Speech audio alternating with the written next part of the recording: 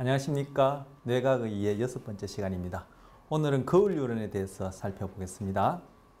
자, 첫 번째 거울 뉴런이 무엇인지, 그리고 거울 뉴런의 발달, 그리고 거울 뉴런이 어떤 기능과 관련된지 살펴보고요. 두 번째는 거울 뉴런 관련 장애 살펴보고, 세 번째 이 거울 뉴런이 사회적 관계에 있어서 어떤 역할을 하는지 사회인지신경과학이라는 이름으로 살펴보겠습니다. 자, 첫 번째 거울 뉴런의 발달과 기능입니다. 자, 여기서도 제가 먼저 동영상을 한번 살펴보고 또 이렇게 다음 내용 이어가도록 하겠습니다.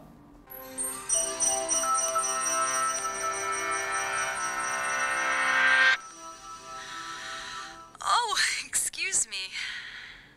Have you ever yawned because somebody else yawned? You aren't especially tired, yet suddenly your mouth opens wide and a big yawn comes out. This phenomenon is known as contagious yawning, and while scientists still don't fully understand why it happens, there are many hypotheses currently being researched. Let's take a look at a few of the most prevalent ones, beginning with two physiological hypotheses before moving to a psychological one. Our first physiological hypothesis states that contagious yawning is triggered by a specific stimulus, an initial yawn. This is called fixed action pattern. Think of fixed action pattern like a reflex. Your yawn makes me yawn. Similar to a domino effect, one person's yawn triggers a yawn in a person nearby that has observed the act. Once this reflex is triggered, it must run its course. Have you ever tried to stop a yawn once it has begun? Basically impossible. Another physiological hypothesis is known as non-conscious mimicry, or the chameleon effect. This occurs when you imitate someone's behavior without knowing it, a subtle and unintentional copycat maneuver. People tend to mimic each other's postures. If you are seated across from someone that has their legs crossed, you might cross your own legs. This hypothesis suggests that we yawn when we see someone else yawn because we're unconsciously copying his or her behavior. Scientists believe that this chameleon effect is possible because of a special set of neurons known as mirror neurons. Mirror neurons are a type of brain cell that responds equally when we perform an action as when we see someone else perform the same action. These neurons are important for learning and self-awareness. For example, watching someone do something physical, like knitting or putting on lipstick, can help you do those same actions more accurately. Neuroimaging studies using fMRI, functional magnetic resonance imaging, shows that when we see someone yawn or even hear their yawn, a specific area of the brain housing these mirror neurons tends to light up, which in turn causes us to respond with the same action. A yawn! Our psychological hypothesis also involves the work of these mirror neurons. We will call it the empathy yawn. Empathy is the ability to understand what someone else is feeling and partake in their emotion, a crucial ability for social animals like us. Recently, neuroscientists have found that a subset of mirror neurons allows us to empathize with others' feelings at a deeper level. Scientists discovered this empathetic response to yawning while testing the first hypothesis we mentioned, fixed action pattern. The study was set up to show that dogs would enact a yawn reflex at the mere sound of a human yawn. While their studies showed this to be true, they found something else interesting. Dogs yawned more frequently at familiar yawns, such as from their owners, than at unfamiliar yawns from strangers. Following this research, other studies on humans and primates have also shown that contagious yawning occurs more frequently among friends than strangers.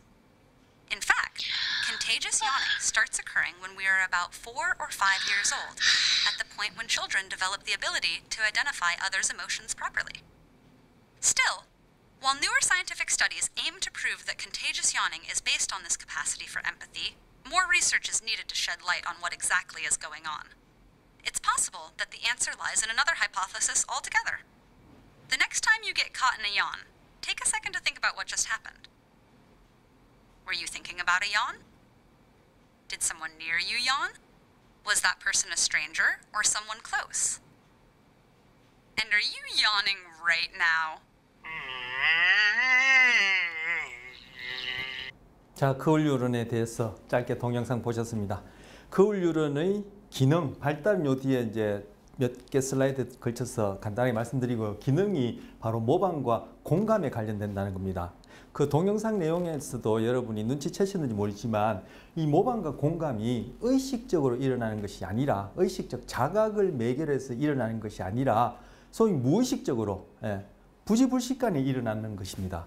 우리는 뭐 의식적인 자극을 통해서 이렇게 모방하고 공감하는 것만 생각하는데 우리 앞서 정서와 스트레스 관련해서도 그런 부분을 제가 강조한다고 해드렸는데 우리의 의식적인 경험, 즉 의식이라는 현상은 다 무의식적 과정의 산물입니다. 그래서 우리가 의식적 자극을 통해서 모방하고 공감한다고 우리는 그렇게 의식하지만 사실 그 기저에는 바로 금방 거울유런이 매개가 되어가지고 거울유런의 중요한 기능이 바로 이러한 무의식적 모방과 공감을 통해서 그러한 무의식적 과정의 처리 결과를 우리는 공감하게 된다. 그 공감할 때 내가 실제로 이제 자각하는 의식적으로 자각하는 내용이 되어지니까 그것이 뭐 감정과 정서와 관련된 것이라면 감정, 지난 시간에 필링이라 얘기한 느낌 혹은 감정을 경험하게 될 것이고 아니면 타인의 어떤 거지 의도나 기대, 목적 이런 것과 관련된 어떤 그런 사고를 우리가 공유하게 되는 것이죠. 자, 여기 그림에 보시면 동영상 안에 나왔던 장면인데 여기 그림에 보시면 이 프론탈 요 부위 프론탈 미러 유런에서 프론탈 MN이라 약자를 썼는데 뭐 이거 약자가 어떠냐 그게 중요한 것이 아니라 바로 이 부위가 거울 유런이 위치하는 부위예요. 어디 전두엽에. 전두엽 중에서 좀 더 구체적으로 이제 이후에 말씀드리겠습니다만 또 전두엽에 그리고 여기 프라이어탈 미러 유런이라는데 이 프라이어탈이 또 두정엽에도 두정엽에도 거울 유런이 있고요. 또 더 구체적인 부분이 있습니다만 여기서는 이제 거시적으로 이제 옆 수준에서 이제 얘기를 하고 있고 여기는 STS라 했는데 이게 측두엽, 측두엽의 또 구체적인 일부를 얘기를 하는 용어예요. 그래서 전두엽, 두정엽, 측두엽의 특정한 영역에 바로 거울 유런들이 위치하고 여기서 보시면 이렇게 화살표로 이렇게 감각 정보가 들어가면은 이 경우에 이제 시각을 예를 들었는데. 감각 정보가 들어가면은 이렇게 이 거울 유런들 간에 서로 정보를 주거니 받거니 하면서 바로 이렇게 모방과 공감을 가능하게 해준다라고 얘기를 하고 있습니다.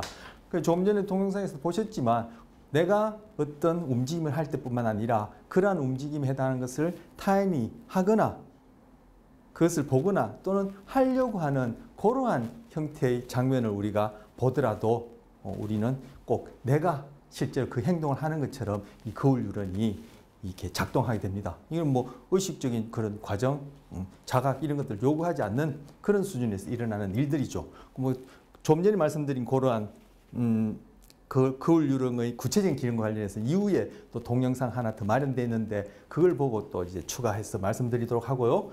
그리고 여기서 얘기한 공감은 바로 엠퍼티. 다른 말로 하면은 감정 뭐 이렇게도 번역할 수 있습니다. 그런데 이 공감이 우리가 소위 친절, 사랑, 동정, 뭐 위로 이런 의미의 공감이 아니라 동영상에도 그런 얘기가 나왔습니다만 타인의 생각과 느낌 혹은 감정을 내가 판단하는 그런 것 또는 판단하는 능력 그것을 얘기를 하는 겁니다. 그래서 공감, 감정, 이입 이렇게 번역할 수 있고요. 바로 이런 부분에 대해서 이제 거울 유런이 어떤 기능을 이제 하는지 그와 관련해서 뭐 관련 장애도 보고 이렇게 사회 인지, 사회적 관계 속에서 우리 어떤 그 판단과 행동에 어떻게 관련되는지 이제 보려고 하는 겁니다.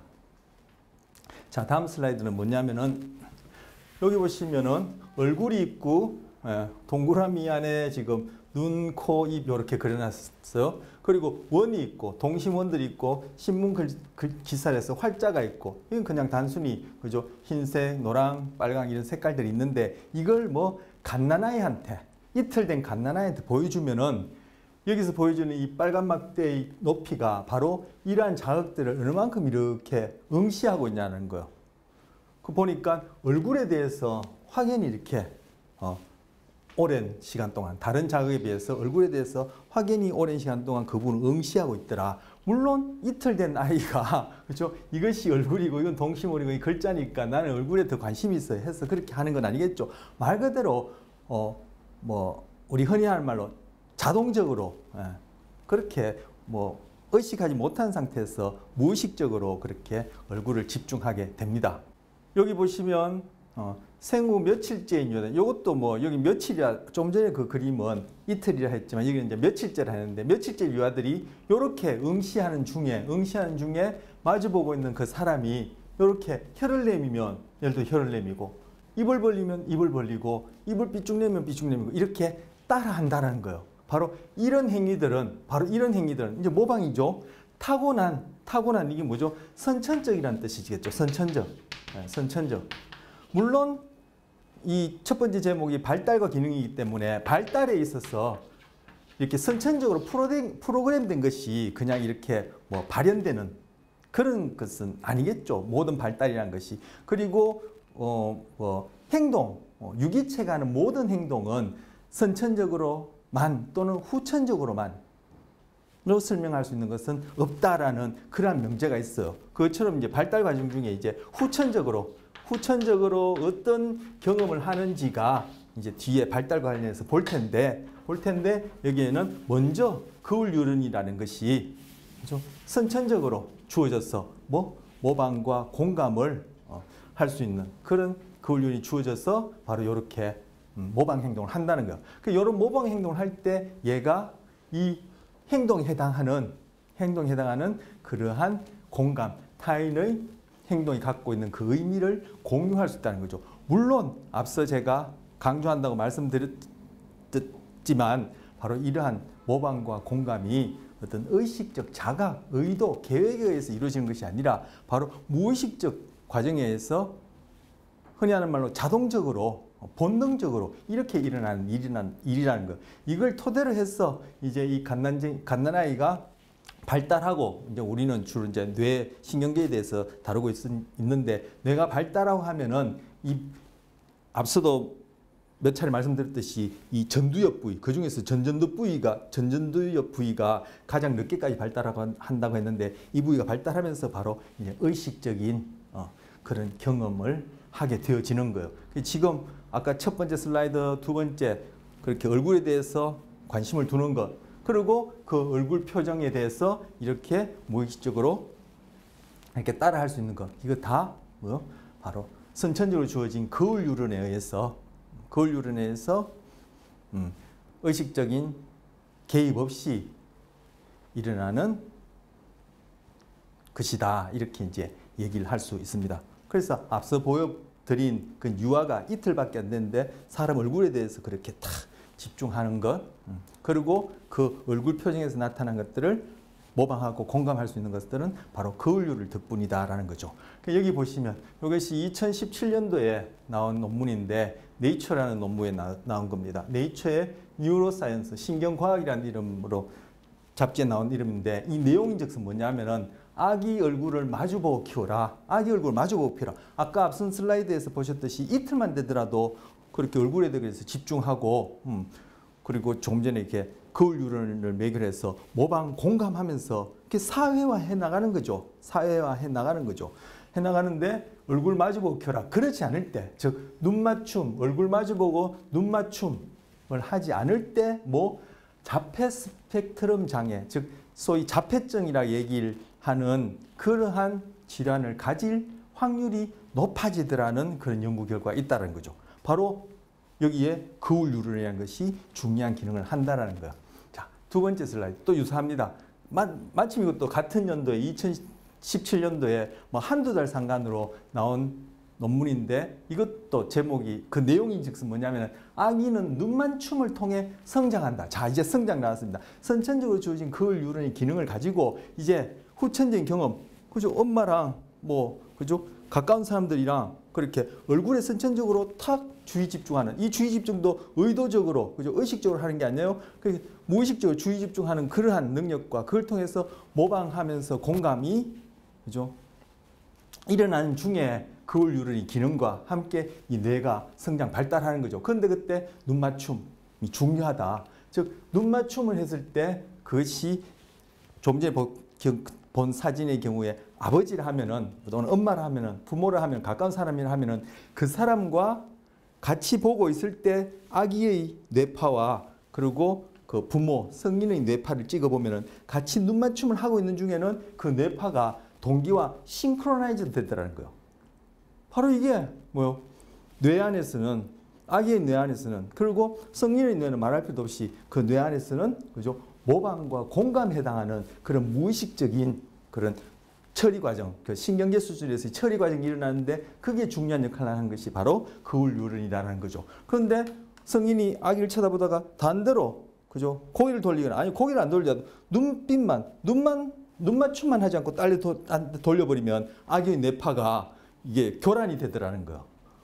바로 이런 식으로 거울 유런이 이런 뇌파 동기와 그걸 통해서 어떻게 뇌가 정상적으로 건강에 발달한다. 그리고 우리 오늘 주제와 관련해서 모방과 공감하는 그런 능력이 점점 발달되어진다는 거. 자, 선천적으로 주어진 거울 유런을 바탕으로 지금 엄마와 아빠와 눈 맞춤하는 게 이게 바로 사회적 상호작용이죠. 이러한 후천적인 경험에서 이렇게 거울 유런 뿐만 아니라 뇌의 전반적인 발달이 정상적으로 되어진다는 얘기요. 자, 요건 뭐냐면은 사람뿐만 아니라 이렇게 원숭이만 하더라도 이렇게 모방을 하더라는 거예요. 그래서 사람이 이렇게 원숭이를 잡고는 혀를 내미니까 조금 있다가 원숭이도 혀를 내미더라는 거예요. 바로 이건 뭐죠? 선천적으로 주어진 우리에게 주어진 거울 유런이라는 것은 이거 진화의 산물로 그죠? 다른 동물에게서도 볼 수 있다라는 거예요. 자, 이와 관련해서 자, 두 번째 제목이 거울 유런 관련 장애인데 조금 전에 보신 요 내용과 관련해서 동영상 보고 거울 유런 장애 내용 구체적으로 또 살펴보도록 하겠습니다. 네, 앞서 제가 말씀드린 내용들이 여기에 다 잘 포함되어 있습니다. 바로 거울 유런 보셨다시피 이 공감 이것이 결국 도덕성 발달하고도 관련된다는 것을 조금 전에 보셨던 그 동영상 마지막 부분에서 살펴볼 수 있었죠. 우리가 오늘 그런 부분도 다루겠습니다만 바로 거울 유런이 선천적으로 그리고 후천적으로 이 발달에는 앞서 말씀드렸듯이 선천적인 요소만 관여하는 것도 아니고 그 후천적인 요소만 관여하는 것도 아니죠. 이것이 상호작용하게 되는데 선천적인 요소든 후천적인 요소든 이러한 발달상의 결함이 있을 때 이런 것들이 공감, 모방을 토대로 한 도덕성 그리고 사회적 관계 속에서의 어떤 판단과 행동에 영향을 줄 수 있다. 이런 내용도 이제 포함되어 있고 뒤에 관련 장애와 관련해서 다루려고 하는 내용입니다. 그리고 요거 앞서 첫 번째 봤던 동영상에 보시면 그 끝자락에 그 어린 꼬마가 이렇게 카툰으로 나오는 그 장면에서 한 4, 5세경 정도 되어지면은 그렇게 전염성 하품을 하게 된다라고 하는데 그것이 바로 의미하는 바가 4, 5세쯤 되어지면은 아까 그 첫 번째 슬라이드 보시면 그 전두엽이 위치하는 그런 부위들이 전두엽, 두정엽, 측두엽 이렇게 그 거시적으로 그런 세 부위를 이렇게 언급해 놨는데 바로 전두엽의 발달이 이제 그 4, 5세경부터 관여되어진다라는 것을 알 수 있는 거죠. 어디에? 바로 그 부위에 있는 거울 유런이 선천적인 그런 요소, 즉 기능을 바탕으로 앞서 봤듯이 그런 부모와의 그런 관계 속에서 그것이 점점 발달해 가는데 그것이 4, 5세경쯤 되어지면은 바로 전두엽에 있는 자꾸 전두엽이라는데 사실 전두엽이에요. 근데 그게 거시적으로 이제 전두엽이라고 했는데 전두엽에 있는 거울 유런의 발달로 인해서 그런 사회적인 그런 판단, 우리 그 첫 번째 목차에서는 사회적 인지라 했는데 사회적 인지가 이렇게 드러나기 시작한다. 그런 의미로 이제 동영상에서 얘기했고 제가 여기에 전두엽이라고 이렇게 언급해 놓은 것이에요. 여러분 우리 그 조현병 환자를 대상으로 위스콘신 카드 분류 검사 할 때 기억나세요? 해보면은 그 조현병 환자들이 카드 분류를 잘 하지 못한다 그랬죠. 그리고 그 내용 얘기하면서 끝자락에 어린아이들도 이것을 잘 하지 못한다고 했는데 그때 바로 얘기하는 그 어린아이들이 바로 4, 5세경 이전, 즉 미취학 아동을 얘기를 하는 거예요. 그 전에는 뭐 전전두엽이 아직 미성숙하니까, 물론 전전두엽은 뭐 40세까지도, 최근엔 40세까지도 그 발달을 계속 한다. 40세가 되어야지만이 이제 그 발달이 더 이상 일어나지 않는다. 뭐 이런 얘기가 있는데, 바로 그 위스콘신 분류 카드, 위스콘신 카드 분류 검사를 잘 하지 못하는 어린 아이들 같은 경우에 바로 미취학 아동들, 거기에 해당하는 아동들이에요. 그 시기가 지나면은 그런 카드 분류 검사를 이제 그 이전과는 달리 할 수 있게 된다라고 하는 얘기를 하는데, 바로 그걸 봐서 뭐 그 4, 5세경이 전전두의 발달이 이제 본격적으로 일어나는 시기다라고 이제 추측해 볼 수 있고, 지금 거울 유런과 관련해서는 이것 말고 첫 번째 동영상에서 4, 5세경의 그런 사회적 인지가 이렇게 뚜렷하게 드러나기 시작한다라는 것하고 맥락이 이어지는 얘기가 됩니다. 그래서 제가 이렇게 나열해 봤습니다. 공감, 도덕성 발달, 전전두엽 이렇게요. 자, 구체적으로 이제 관련 장애 보시면 자폐 스펙트럼 장애, 자폐증을 얘기를 하는데 요즘은 자폐 스펙트럼 장애라 불러요. 그 용어가 이렇게 바뀜에도 그 자폐증에 대한 그러한 이해가 예전과 달라졌기 때문에 용어를 바꾸게 된 것인데, 이 자폐 스펙트럼 장애가 바로 거울 유런과 관련되어지고, 이것이 사회인지, 조금 전에 제가 사회인지라는 용어를 말씀드렸는데 사회인지와 관련된다는 거예요. 그래서 앞서 눈 맞춤을 통해서 아기는 성장한다. 그죠? 그리고 그 눈 맞춤이 잘 되어지지 않을 때 바로 자폐증, 자폐 스펙트럼 장애를 앓을 가능성이 그렇지 않은 경우, 눈 맞춤을 잘 한 경우에 비해서 높더라라는 것을 거울 유런과 관련해서 생각할 수 있는 거죠. 선천적으로 거울 유런에 문제가 있어서 눈 맞춤을 잘 못하는 경우도 있을 수 있고, 선천적으로 문제가 없는데 후천적으로 뭐 나와서 적절한 보호가 되어지지 않고 어떤 보호가 되지 않고 이렇게 버려진 상태라고 한다면은, 그 경우에 이제 눈 맞춤에 의해서 후천적으로 그 거울 유런이, 선천적으로 갖춰진 거울 유런의 기능이 더욱더 이렇게 발달하지 못하겠죠. 그런 양자를 다 생각해 볼 수 있을 테고, 아니면 선천적으로 거울 유런의 어떤 결함이 있는 경우에는 눈 맞춤을 할 수 있는 그런 상황이 되더라도 이게 또 원활하게 안 되어질 수도 있을 테고, 그래서 선천과 후천을 함께 생각해 볼 때 어쨌든 자폐 스펙트럼 장애가 거울 유런의 기능, 그리고 그 기능의 발달과 관련되어지고, 이것이 사회인지, 즉 나 한 사람이 아니라 나와 환경과의, 나와 타인과의, 그 우리 동영상에도 조금 앞선 동영상도 그렇고 그 이전 동영상도 봤지만, 나와 다른 동물들 간의 관계도 다 사회적 관계인데, 그 사회적 관계 내에서 상황을 파악하는 그 사회인지에 바로 자폐 스펙트럼 장애가 어떠한 결함을 갖고 있는데, 그것이 거울 유런과 관련된다, 이렇게 볼 수 있다는 거죠. 여기 보시면 이건 뇌의 기능을 영상화한 거예요. 그래서 뇌를 스캔한 것인데, 여기 보면 정서적 표정의 관찰, 우리 앞선 동영상에도 나왔습니다. 그죠? 그 주사바늘 들어가려 하니까 그걸 보고 막 이렇게, 그죠? 자기도 맞는 듯이 그렇게 표정 지었죠. 또 상대방이 웃는다 하면은 그걸 보는 순간 자기도 모르는 사이에 뇌의 거울 유런들은 활성화되어서 뇌 쪽으로 모방이 되어지고, 그에 상응하는 공감을, 내가 자각할 수 있는 어떤 공감이라는 느낌이나 감정을 만드는 그런 기초적인 무의식적인 그런 과정들이 이제 일어나겠죠, 부지불식 간에.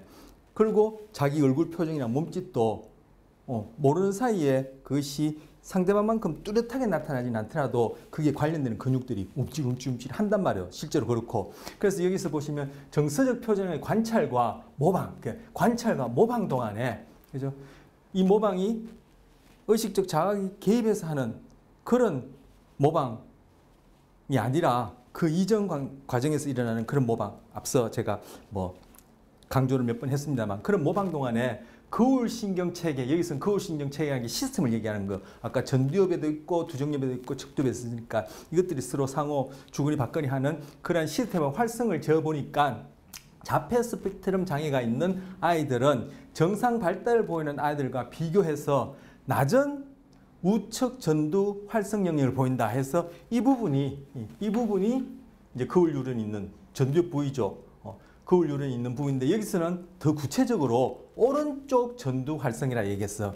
여기서는 뭐 우리한테 상대적으로 오른쪽이 상대적으로 중요하지 않겠습니다만 이 오른쪽 왼쪽이라는 것도 의미가 있거든요. 있는데 어쨌든 우측 전두 부분이 활성이 뭐 낮더라는 거예요. 자폐 스펙트럼 장애에서. 이것이 이제 거울 이론과 관련해서 어떤 발달상의 선천적인 후천적인 요소의 관여해서 문제가 있는 것과 관계되지 않을까 이렇게 생각해 볼 수 있는 것이죠. 자, 정상과 거울 이론의 활성의 상관이라고 했는데 이게 무슨 얘기냐면은 이런 자폐 스펙트럼 장애를 가진 아이들 경우에 그 자폐 스펙트럼 장애의 증상이 있단 말이에요. 그런 증상들이 심하면 심할수록 EV, 거울 이론이 있는 EV의 활동 정도가 그렇지 않은 정상 발달한 아이들보다 더 낮더라는 거예요. 즉 증상이 심할수록 거울 이론의 활성은 더 낮더라. 즉 부적 상관이 있는 것이죠. 네. 앞서 말씀드린 자폐 스펙트럼 장애 거울 이론, 사회인지, 공감, 모방 이것과 다 관련해서 이제 구체적으로 증상과 자폐 스펙트럼 장애의 증상과 거울 이론의 활동 사이의 관계를 볼 수 있는 내용이고요. 아스퍼거스 증후군은 자폐증의 일종인데 이 같은 경우에 특히 이제 대인 관계에 있어서 어떤 그런 문제가 있고 특정한 행동을 이렇게 강박적으로 반복하는 이러한 특징을 지닌 증후군이에요. 뭐 그 자폐증의 일종이라 이렇게 볼 수도 있는데 아스퍼거스 증후군 같은 경우에도 뭐 거울 이론상에 문제가 있는 것 같다, 있다라고 그렇게 여기시는 것입니다. 자, 거울 이론의 발달 또는 거울 이론과 관련된 장애를 보셨고요. 또 하나, 자, 뒤에 할 내용인데 뒤에 할 내용과 관련해서 뒤에 할 내용이 뭐냐면은 앞서 동영상에도 보셨듯이 소위 사이코패스라는 경우에도 거울 이론과 관련된 공감 모방상의 어떤 그런 발달과 관련이 있다라고 얘기를 하는 것인데 하는 그 내용을 볼 텐데 그 이제 사이코패스가 뭐 그게 사회적인 어떤 그런 그 부적응과 관련해서 이제 공격, 폭력 이런 행동들을 이제 주된 증상 중에 하나로 보이니까 그것과 관련해서 한번 넣어본 거예요. 거울 이론이 관찰 학습에도 관련된다는 거예요. 앞서 슬라이드도 얘기를 했고 동영상 2번에 걸쳐서도 봤지만 동영상 첫 번째 봤을 때는 뜨개질이나 어떤 그런 운동 기술을 거울 이론이 있음으로 해서 더 잘 모방해서 배우게끔 한다. 그런데 관여된다 얘기를 했죠. 그럼 바로 이 관찰학습에 거울 이론이 관련되는데 뭐 관찰학습은 여러 가지가 있을 수 있죠. 예, 있는데 여기서는 제가 하나 이제 특히 이제 사회적으로 많이 관심을 가지고 이슈가 되어지는 공격 행동, 뭐 달리 하면 폭력이랄까요? 공격 행동과 관련된 그림을 하나 넣어봤어요. 여기서 아이들이 그죠 이렇게 실험실 밖 창문 너머로 놀이방 안에 어떤 어른이 들어와서는 이렇게 나무망치로 이게 오뚜기 인형을 막 이렇게 두들겨 패놓고 발로 걷어차고 하는 이러한 장면을 봤단 말이에요. 그렇게 요렇게 미취학 아동, 미취학 아동이지만 얘들이 아까 뭡니까 그 동영상 첫 번째 동영상에 봤듯이 한 4, 5세 정도 되어지면은 이런 사회적 인지가 이렇게 드러난다, 확연히 드러난다라고 했는데 얘들은 이제 그죠 4, 5세는 더 됐겠죠. 물론 그 이전에 미취학 이전에도 우리 갓난아이가 이틀만 되더라도 눈을 그죠 자동적으로 무의식적으로 응시하고 쳐다보는 어른의 표정을 따라 하니까 그게 뭐 더 말할 필요도 없이 그죠 사회적 인지에 해당하는 뭐 그 곧 사회적 인지예요. 사회적 인지에 해당하는 그런 무의식적인 모방 공감이 되어지고 그리고 최근에 근년에 그 또 자료를 보니까 우리가 아까 보여드린 그 경우에는 뭐 태어난 지 며칠, 이틀에서 며칠이라고 나와 있는데 최근에 또 연구된 자료를 보니까 태어나고 20분만 되더라도 그렇게 얼굴 표정을 따라 한다는 거예요. 그래서 그러한 그런 의식이 관여하리라 여기지지 않는 그러한 나이에서도 모방과 공감이 무의식적으로 이렇게 일어나고 4, 5세가 되어지면 그것이 더 복잡한 사회적 관계 내에서 동일한 사회적 인지라는 이름 하에서 그런 모방, 공감 이런 것들이 더 뚜렷하게 나타난다. 그런 의미에서 제가 아까 4, 5세와 전전두엽을 얘기를 했는데 얘들 같은 경우는 이제 4, 5세 더 이상이 이제 된 거죠. 보면 4, 5세? 예, 4, 5세 무렵쯤 되는 것 같아요. 그죠? 한 유치원생쯤 되는 것 같은데 얘들이 그렇게 딱 어른이 하는 모습을 지켜보고는 놀이방에 가서 놀 수 있는 그러한 기회나 시간이 되어지니까 그걸 그렇게 그걸 관찰한 아이들 중에 상당수가, 그죠? 많은 수가, 대부분의 아이들이 이렇게 놀이방에 가서 똑같이 나무망치를 가지고 이 오뚜기 인형을 두들겨 패는 발로 걷어차고 하는 이런 행동을 하더라는 거예요. 이런 식으로 공격 행동도 폭력이라고 얘기할 수 있는 공격 행동도 바로 거울 유런을 바탕으로 해서 이렇게 일어나는 사회적 학습이라고도 얘기를 해요. 이것을 관찰학습, 사회적 학습에도 관여하다라는 걸 보여주는 예예요. 자, 바로 이와 관련해서 거울 유런, 우리 동영상 앞에서도 그 끝자락에 뉴스의 내용으로 다뤄졌던 바로 사이코패스, 그리고 그 동영상에서는 언급 안 되었지만 반사회적 인격장애라는 이런 경우에도 바로 거울 유런의 그런 기능과 관련되어 있다라고 얘기를 하고, 이런 경우에 보니까 이 거울 유런의 기능적인 또 그리고 뭐 발달상의 이제 문제로 인해서 이제 기능적으로 또 구조적으로 어떤 차이가 있겠죠. 차이가 있습니다. 그런 경우에 그 사람들이 갖고 있는 자기 자신에 대한 인식도, 이것이 결함이 있더라라는 거예요. 제가 앞서 그런 얘기를 말씀드린 적이 있는지 모르겠습니다만, 내가 다른 사람을 보고 거기에 대해서 내가 경험하고 다른 사람을 대하는 그러한 행동이나 내가 내 자신에 대해서 경험하는 게 있죠. 아, 나는 어떻다 라고 그렇게 나름대로 판단하고 인지하는 게 있지 않습니까? 그것과 내가 내 자신을 대하는 행동이 있지 않습니까? 뭐 소위 이제 뭐 자기 통제 뭐 이런 말로 할 수 있을 텐데, 뭐 그런 것들이 무관하지가 않아요. 그래서 내 자신을 잘 알려면은, 타인을 잘 이해하게 되면은 나를 안다 이런 말도 있고, 그리고 내가 타인을 대하는 그런 방식이 그대로 내가 내 자신을 대하는 방식의 반영이다. 그러니까 내가 내 자신을 어떻게 생각하고 어떻게 행동하는지가 바로 타인을 어떻게 생각하고 어떻게 대하는지가 그대로 반영되어지는 것이다 하는데, 바로 그 사이에 거울 유런이 관여하는 거예요. 그래서 이런 경우에 지금 사회병진이나 반사회적 인격 장애만 자기인식이 아니라 앞서 말씀드렸던 모든 경우, 그리고 거울 유런 자체가 그렇게 타인의 모방과 공감의 그런 신경학적 토대도 되어지지만 결국 자기인식에 또 중요하다는 거. 근데 이분들이 뭐 자기가 한 행동에 대해서 타인이 어떻게 경험하는지 그에 대해서 부지불식 간의 모방, 공감, 그리고 그것이 의식적 자각 경험에 있어서 정상인과 다를 뿐만 아니라 그러한 모방, 공감을 통해서 자기 몸에서 부지불식 간에, 그리고 뇌 안에서 부지불식 간에 그러한 행동을 따라하고 경험하지만 그것이 또한 어떻다라는 것을 모르는 거죠. 그것이 뭐 고통스럽게 한다, 타인을 고통스럽게 한다든지, 그걸 봤을 때 나도 부지불식 간에 뇌도 그렇고 몸도 그렇고 표정도 그렇고 그렇게 따라하는 그러한 변화가 다시금 뇌에서 해석될 때 그것이 고통스럽다, 불쾌하다, 혐오하다, 혐오스럽다 이런 것들을 잘 모른다는 얘기가 되는 거예요. 그게 자기인식에도 문제가 있다는 거. 요거 관련해서 책을 하나 소개해드리고 싶은 게 있는데, 개로 길러진 아이라는 책이 있어요.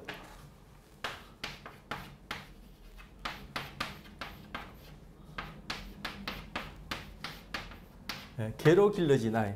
이것이 어릴 적에 트라우마를 겪은 아이들을 이 사례를 모아놓은 책인데, 이 책을 쓴 저자분이 이런 아이들을 이렇게 잘 케어해서 이렇게 발달상의 어떤 장애를 극복해내고 이렇게 하는 그런 내용들을 다룬 내용인데, 이 중에 보면은 한 사례가 10대 청소년인데 같은 아파트에 사는 10대 여자아이를 강간하고는 죽여버렸어요.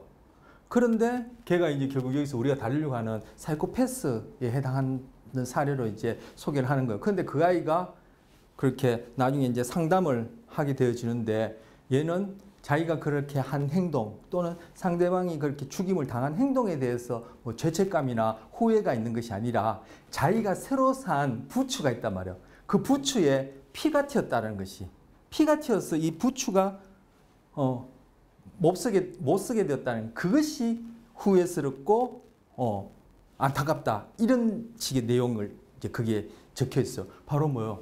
그 자기 인식에 있어서 그런 문제가 있다라는 것을 앞서 말씀드린 내용을 가지고 생각해 볼 수 있는 거죠.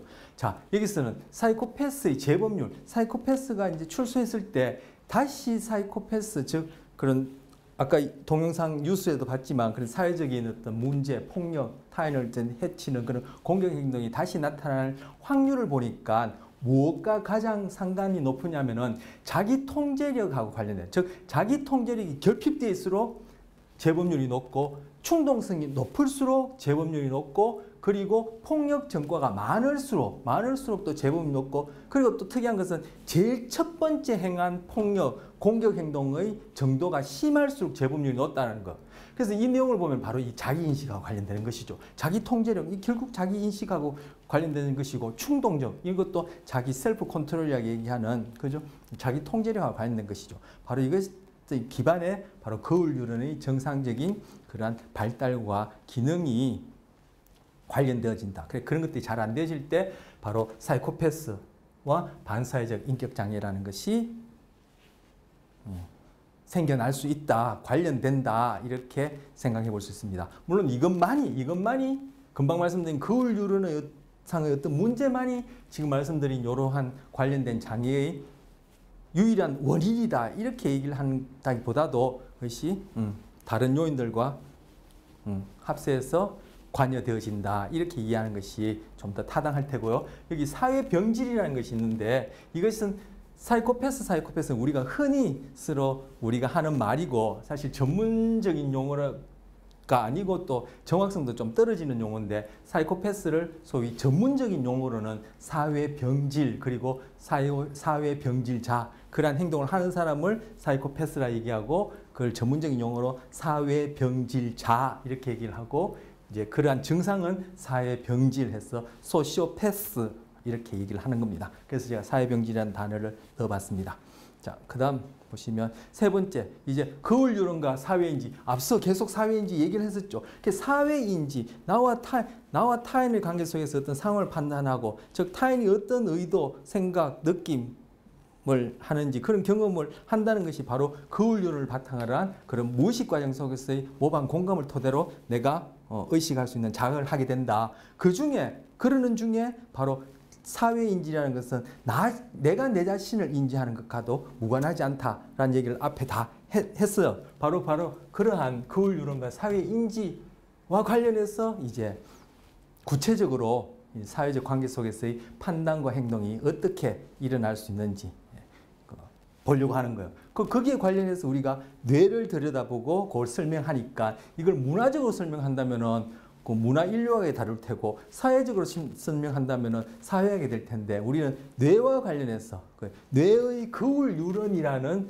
세포와 관련해서 이런 사회적 인지를 이해하려고 하니까 바로 사회인지신경과학 얘기하고 바로 사회인지에 있어서 거울 유런이 중요한 역할을 차지한다. 앞서 봤던 그런 내용들을 이제 얘기를 하려는 거예요. 그래서 여기는 거울 유런과 사회화. 거울 유런은 사회화에 중요하다. 사회화에 중요하다는 얘기가 바로 사회인지에 중요하고 자기 인식이 더 중요하고 그 관찰학습에도 관련되어지고 타인을 그죠?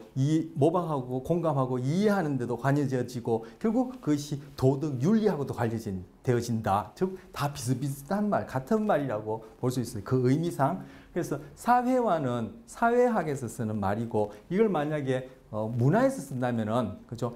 inculturalization 해서 문화화 뭐 이렇게 얘기를 할 테고 인류 문화학과 관련해서는 이것은 이제 사회화를 거울 유런이 아니라 사회화를 그 문화화라 얘기하고 사회학에서는 사회학이라 얘기를 하고 심리학에는 internalization 해가지고 이제 내면화라 이렇게 얘기를 해요. 그 내면화라는 것이 결국 사회의 어떤 그러한 상호관계가 그죠? 자기 안에 일부로 그렇게 받아들여져서 그것이 또 결국은 나를 형성하고 소위 자아 정체성을 형성하고 나의 인식에 또 이렇게 토대가 되어진다 이런 의미가 있는 것이죠. 물론 이 사회화는 이제 소셜라이제이션이 될 테고요. 자, 뭐 사회화나 문화화나 뭐 내면화나 그죠? 다 같은 말입니다. 근데 그 바탕에 바로 신경과학적으로는 거울 유런이 토대가 되어진다라는 걸 얘기를 하는 거예요. 그와 관련해서 여기 동영상 또 하나 보려고 합니다.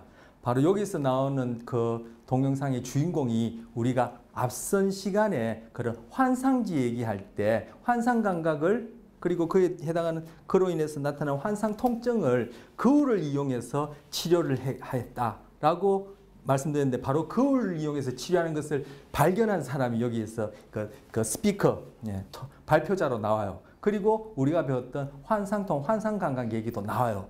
우리 앞에 배웠던 것과 관련해서 이렇게 거울 유런이 또 어떻게 기능하는지를 볼 수 있는 내용이어서 제가 같이 또 보려고 준비했습니다. 자, 동영상 보시고 또 다음 내용 하도록 하겠습니다. 사회인지, 사회화라는 이름으로 제가 여러분한테 소개한 내용들이 여기에 또 그죠? 이렇게 소개되고 있습니다. 자, 그다음 내용. 조금 전에 이제 다른 공감도 많겠지만 이제 통증에 대한 얘기가 나와서 통증과 고통과 관련해서 또 하나 살펴보려고 합니다. 다른 공감, 우리 기쁨, 행복도 있을 테고, 그죠? 이렇게 많겠지만 우리 통증, 고통이란 것은 다른 어떤 것보다도 우리의 생존에 가장 직결된 것이라고 볼 수 있으니까 제가 요거 하나 골라서 소개해 보려고 합니다. 자, 통증과 고통. 통증은 고통은 뭐예요? 우리 흔히 구별 없이 쓰나요? 통증은 여기서 내용이 나오겠습니다만 우리 어떤 신체적인 측면에서, 즉 감각적인 측면에서 우리가 아프다라고 느끼는 페인, 영어로는 페인에 해당하고, 이것은 심리적인 측면에서, 그 중에서도 우리 앞서 다루었던 정서란 이름의 측면에서 경험하는 거예요. 그래서 소위 사랑하던 사람과 헤어져서 가슴이 아프다 할 때는 정말 이 가슴, 심장이나 이 가슴이 아픈가요? 그건 아니죠. 바로 이건 심리적인, 그 중에서도 사고가 아닌 정서와 관련된 것으로서 이거는 suffering,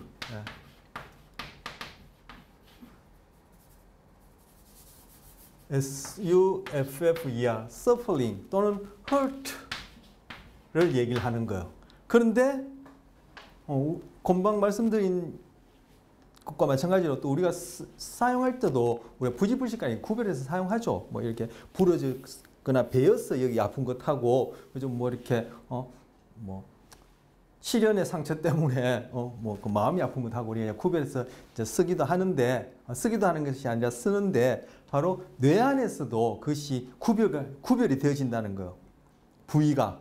하지만 신체적으로 아플 때 또 심리적으로 불편을 느끼고, 그리고 심리적으로, 정서적으로 괴로울 때도 몸이 심할 때는 몸이 아픈 것처럼, 아니면 이렇게 우울하고 몸에 힘도 빠지고 축 가라앉는 느낌도 있죠. 그 이후에 이제 이거 관련된 내용을 볼 텐데, 여기 보시면 인간 뇌의 통증 메시지라고 되어 있습니다. 글자가 작아서 이게 화면상으로 안 보이시겠지만 제가 읽어드리면, 시상을 거쳐 몸 감각 피질에 이르는 한 경로는, 시상은 제가 말씀드린 걸로 기억하는데 후각을 제외하고 다른 모든 감각들, 후각을 제외한 모든 감각들이 이 대뇌의 겉질, 피질로 정보가 전달되기 전에 거기에 잠시 거쳤다. 즉 잠시 거친다기보다도 거기서 시냅스를 한 다음에 시상에서 대뇌 피질로 가는 그런 부위로서 감각 중개소라고 이렇게 그 기능상에 이제 별명이 붙은 부위예요.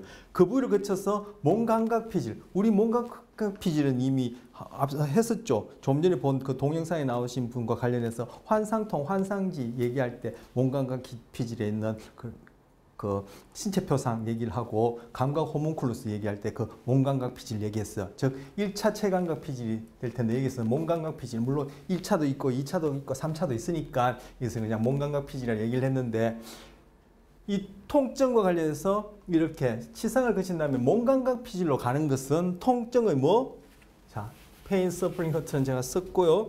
통증의 감각적 측면과 관련되고, 감각적 측면과 관련이 되어지고, 몸감각 끝으로 가는 것은, 그리고 시상하부, 편도체. 자, 시상하부 편도체. 시상하부도 말씀드린 적이 있지만, 또 지금 다시 시상하부 편도체가 무엇인지 이렇게 소개하기에는 비효율적인 것 같고, 자, 시상하부 그리고 편도체는 우리 앞선 시간에 정서와 스트레스 할 때 핵심된 부위니까 여러분이 그죠 이렇게 그 의미를 기억하고 계시리라 생각하고, 그리고 띠것질. 자, 띠것질은 조금 이따 또 보겠습니다. 띠것질로 들어간 다른 경로는, 자, 편도체 시상하부는 언급한 적이 있고, 띠것질은 이번 시간에 제가 부위를 소개해 드릴 텐데, 어쨌든 이 부위로 가는 경로는 통증에 뭐 관련되냐면은 정서적 측면과 관련되어진다라고 얘기를 해요. 정서적 측면. 그래서 여기 편도체가 여기 이렇게 표시되어 있고, 그럼 이제 시상하부는 시상 밑에 이렇게 작게 있는 부위인데, 편도체하고 시상하부는, 편도체와 시상하부는 여기다 적을까요? 편도체와 시상하부는, 편도체와 시상하부는 요것들이 밀접하게 서로 관련이 되어서 정서, 그중에 특히 공포, 불안, 우리가 지금 몸이 다치거나 하더라도 우리가 두렵고, 그죠? 불안하죠. 그럼 뭐 이거 하고도 이제 공포, 불안이 관련될 텐데, 바로 그것과 관련된 신호를 편도체가 어디 시상하부로 보내주면은, 시상하부에서 우리가 앞서 배웠던 교감신경계로, 그리고 부신피질 쪽으로 해서 스트레스 호르몬을 분비하는 식으로, 이런 식으로 신호를 보내는 그 두 부위예요. 그리고 이 부위와 또 하나 여기 보면은 띠겉질이라고도 얘기하고 대상회라고도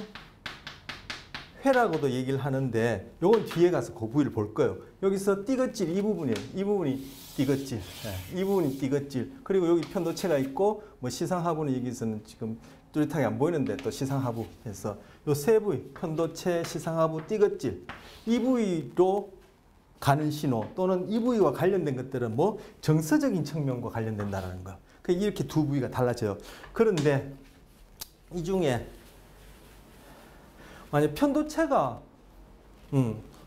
손상되고 없다, 뭐 편도체가 손상되었다면 우리 이미 우르바 비태병에서도 봤고, 그리고 베트남전에 참전한 군인 중에 편도체가 손상된 사람은 어떠하다는 거 봤기 때문에, 편도체가 손상되고 없다라면은 지금 통증과 고통에 대해서는 어떤 경험을 할지는 우리가 짐작해 볼 수 있죠. 자, 새로 얘기하고 있는 지금 띠겉질, 오늘 새로라기보다는 오늘 처음으로 이제 소개하는 띠겉질, 이 부분이 띠겉질인데, 띠겉질 중에서도 어떤 부위, 이제 앞쪽, 여기가 이마 쪽, 이거 뒤통수 쪽인데, 앞쪽 부위가 이렇게 띠겉질이 망가지면은 뭐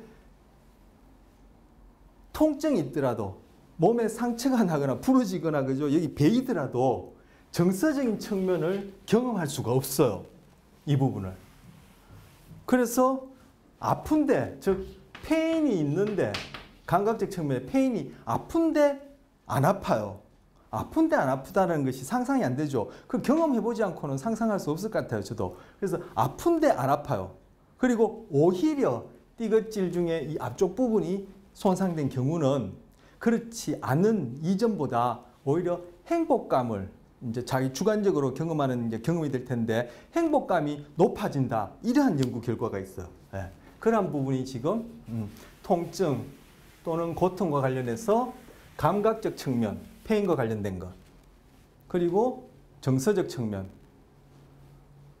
서플링이나 허트와 관련된 걸 이렇게 뇌에서도 구별되어집니다. 하지만 우리가 몸이 아프든, 그죠, 이 마음이 아프든 이 두 부위가, 그죠, 다 공이 같이 활동한다라는 것을 뒤에서 볼 수 있어요. 뒤에 내용에서. 자, 이렇게 통증, 고통, 통증 말씀드렸고, 자, 우리 뒤에 내용과 관련해서 제가 띠겉질도 이제 소개를 해드려야 되는데, 뒤에 내용과 관련해서 이 전전두 피질 부위를 조금 세분화해서 한번 소개해드리려고 합니다. 이거 앞서 한 적이 있을지도 모르겠습니다. 제 기억상으로는. 그래서 다시금 전전두 피질을 이제 한번 세분화해서 보면은, 이게 지금 앞에서 보여주는 거. 앞에서 봤을 때 이 부분, 이게 이만큼이 전두엽인데, 전두엽 중에서도 전두엽 중 이 바깥 부분, 이 부분, 이 부분에 해당하는 것을 여기서는 지금 다 한글 쓰기로 해놓은 건데, 제가 이거 우리가 쓰는 말로 바꾸겠습니다. 우리가 쓰는 말은 이제 한자 말인데, 이거 요즘 한글 쓰기를 해서 이렇게 다 바꿔서 소개를 하는데, 이 부분은 배 외측 전전두, 전전두는 있으니까 제가 쓰지 않겠습니다. 여기 뭐 공간도 좁고 하니까. 그래서 배외측 전전두 피질이라고 합니다. 배외측, 이 배는 이 배를 얘기를 하는 것이 아니라 등배자로, 한자말로 등배자를 얘기를 하고, 외측은 바깥쪽이라는 것이요. 전전두 피질 중에서도, 전전두엽 중에서도, 그죠? 등과 이어지는 선상에서, 이 배와 이어지는 것이 아니라 등과 이어지는 선상에서 바깥쪽에 있다 해서 배외측 전전두 피질 이렇게 부르고, 그리고 요건 반을 딱 자른 경우죠. 자른 경우에 요 부분은 내측, 내측 전전두 피질 이렇게 부르고, 좀 전에 봤던 띠겉질, 띠것질하고도 그죠? 띠것질 여기에도 일부 포함되죠. 띠것질이 내측 전전두피질에 일부 포함되죠. 띠것질은 아까 이만큼이 이렇게 띠것질이거든요. 자, 그리고 이 부분은 아래에서 보여준 거예요. 아래에서 이렇게 봤을 때 바로 안구가 있는 바로 윗부분에 해당하는 이 부위를 뭐 안와 전전두피질이라 불러요. 안와가 바로 이 안구가 있는 위치에 이렇게 뼈가 이렇게 쭉 들어가 있지 않습니까? 이 와자가 이렇게 움푹 파였다는 뜻인데 바로 눈이 차지하고 있는 그 자리 부위, 이 부위 움푹 들어간 그 부위 바로 위에 있다 해서 안와 전전두피질을 해요. 그래서 전전두피질은 이렇게 배외측 전전두피질, 내측 전전두피질, 안와 전전두피질 이렇게 세 개로 나뉘고 어떤 사람은 더 자세하게 나누기도 하는데 일반적으로 세 부위로 나눕니다. 그런데 지금 이 그림 여기서 이제 컬러로 표현한 이 부위는 바로 똑같이 아래에서 보여준 것인데 바로 안와 전전두피질하고 그죠? 안와 전전두피질 중에서도 더 안쪽으로, 더 정중간 쪽으로, 정중심 쪽으로, 그리고 이 안쪽, 이 부분, 내측, 이 부분을 포함하는, 그러니까 다시 표현하면은 요 그림상에서는 요 부분이 되고, 그죠? 그리고 이 그림상에서는 더 요 안쪽이 되어지는 요 부분을 어디? 내측 전전두피질이라 불러요. 복은 이게 이제 배란 뜻이에요. 배선에서 배선에서 이어지고 바깥쪽이 아니라 정중선에 가까운 쪽이라 해서 내측. 그래서 복내측 전전두피질이라 이렇게 부릅니다. 그런데 이 이후에 살펴볼 내용이 이제 복내측 전전두피질하고 관련되기 때문에 지금 전전두피질을 이렇게 세분화해서 소개해 드린 겁니다. 자, 물론 배외측 전전두피질 이 부분도 여러분 이제 기억하셔야 되고요. 자, 요거는 이제 참고로 말씀드린 것이고, 이걸 바탕으로 해서 자, 뒤에 요 내용 보겠습니다. 자, 사회적 고통. 우리 지금 사회인지란 이름으로 거울유런과 어떻게 관련되는지, 사회와 관련해서 거울유런이 어떻게 관련되는지 보고 있는데, 사회적 관계 속에서 내가 고통을 당한단 말이에요. 물리적으로 이렇게 고통증을 페인을 경험할 수도 있지만 그때 또 그에 해당하는 심리적인 즉 정서적인 서플링도 경험하겠죠. 아니면 사회적으로 왕따를 당한다 하면은 그 물리적으로 고통, 페인은 아니지만 심리적으로 서플링을 경험하죠. 그런 경우에 뇌를 들여다보니까 이것이 물리적으로 신체가 상해를 당해서 페인을 경험할 때 내 마음이 즉 정서가 소위 서플링, 허트를 경험하는 것과 뇌에서는 동일하게 일어나더라는 거예요. 그래서 제목이 사회적 고통은 물리적 아픔이다 이렇게 얘기를 하는데 이 내용이 뭐냐면은 여기 지금 뇌가 기능하는 것을 지금 사진을 찍어 놓은 거예요. 근데 이 사진을 찍는 그 기계 안에서 뭘 하냐면은 그 모니터 상에서 그런 공놀이 주고받게 하는 게임을 해요. 그 이번 캐릭터들이 있는데 바로 이렇게 뇌 사진이 찍히고 있는 피험자에 해당하는 캐릭터도 있어요. 근데 그 캐릭터들이 거기에 있는 그 나오는 캐릭터들이 여러 명이 공놀이를 주고받는데 나에 해당하는 캐릭터하고도 서로 공놀이를 주고받아요. 근데 이 프로그램이 어떻게 되냐면 서로 공놀이를 주고받다가 어느 사이에 이 피험자, 즉 그 뇌사진이 찍히고 있는 사람들이 모르게 나에 해당하는 캐릭터한테는 공이 안 오고 다른 캐릭터끼리 공을 주고받는 이러한 식으로 이제 게임이 진행되어져요. 제가 이제 캐릭터를 통해서 그 게임에 공놀이 주고받는데 참여하는 거죠. 그럼 뭡니까? 바로 조금 하다 보면 지네끼리 공놀이하고 나는 안 끼워주는 거예요. 나에 해당하는 그 캐릭터한테는 공을 안 주는 거예요. 즉 바로 사회적 따돌림에 해당하는 그러한 어떤 시뮬레이션을 내가 이제 게임을 통해서 경험하면서 뇌를 찍어 보니까 바로 아까 정서적 측면에 해당하는 정서적 측면에 해당하는 띠것질 중의 일부와 그리고 복측 전전두피질. 앞서 제가 복내측 전전두피질 소개했죠. 그 중에서도 복측 전전두피질. 그래서 여기서는 이 실험에서는 복측이라 얘기를 하지만 우리는 복내측 하더라도 무리가 없어요. 그래서 제가 앞서 복내측 전전두 피질을 소개해드리려고 전전두 피질 부위를 그렇게 세분화해서 소개를 해드렸는데 뭐 복측이나 복내측이나 좋습니다. 자, 여기 내용 읽어보시면 이 fMRI 스캔은 많은 개별 영상을 평균하고 감상 기법을 이용해서 대표적 영상을 생성하는 방식을 얻어진 것으로서 자, 뭐 앞에 내용은 어떤 식으로 데이터를 모았다는 얘기고 육체적 고통이나 정서적 고통이나 이게 아까 앞서 봤던 페인에 해당하는 통증이고 정서적 고통은 서플링이나 그죠? 아니면 허트에 해당하는 그죠? 그런 통증이 되어지겠죠. 고통이 되어지고 통증이 되어지겠죠. 예, 통증, 고통에 해당하겠죠. 바로 육체적 고통이나 정서적 고통에 상관없이 전대상 피질. 자, 띠것질. 자, 요걸 얘기하기 전에 이제 또 지금 전대상 피질이 뭔지. 자, 대상 피질. 대상 피질을 다른 말로 띠것질 이렇게 얘기를 합니다. 이게 이제 요즘 한글쓰기고 이거는 이제 한자쓰기고 또는 대상회. 저는 또 대상회라고 배웠습니다. 우리 회 한 적이 있어요. 우리 그 감각 호문클루스, 운동 호문클루스 얘기할 때 회 얘기한 적이 있어요. 뇌에서 이렇게 주름지지 않고 블룩블룩 튀어나오는 곳은 이랑인데 회라고 얘기한다 얘기했었어. 바로 대상회가 어디냐면은 바로 이 부분이 대상회예요. 이 부분이. 이만큼이. 지금 여기서 보면은 요 부분 있죠. 요 부분. 요 부분이 뭐냐면은 이후에 다룰 기회가 이제 있는데 이 부분은 뇌량 또는 뇌들보라고 그래요. 이건 좌뇌 우뇌에 있는 뉴런들의 서로 신호를 주고받기 위해서 축삭을 주거니 받거니 해야 될 텐데 바로 좌뇌 우뇌에 있는 축삭들이 지나가는 자리가 이 부예요. 이 부를 통해서 좌뇌 우뇌에 있는 신경세포들의 축삭들이 주고받아서 오른쪽 뇌 왼쪽 뇌가 서로 신호를 공유하게 되는 거예요. 바로 뇌량 위에 있는 대뇌 긋지인데 꼭 벨트처럼 이렇게 두른다 해서 띠대자 모양상자, 띠 모양의 피질 또는 이것이 주름이 진 것이 아니라 블룩 튀어나온 부분에서 대상회 아니면 한글 쓰기를 해서 띠겉질 이렇게 얘기하는 부분이에요. 이 부분이에요. 그래서 바로 이 대상회가 아까 어디 통증의 정서적인 측면, 즉 서플링이랑 허트와 관련된 부위라고 말씀드렸었어요. 그런데 그 중에서 어디냐면 특히 전체가 다 그런 것이 아니라 이 앞쪽 부분이 그렇다는 거예요. 그런데 이 앞쪽 부분이 가만 보면은 어디에 해당하죠? 전전두 피질의 내측 전전두 피질에 포함되기도 해요. 자, 바로 이 부분이 이제 이건 대상 피질을 보여드려서 이 그림을 제가 여기서 이제 추가한 것이고 이 부분이 어디 앞서 말씀드린 이런 경우에 대상 피질 중에 어느 쪽 앞쪽 대상 피질이 즉 전대상 피질이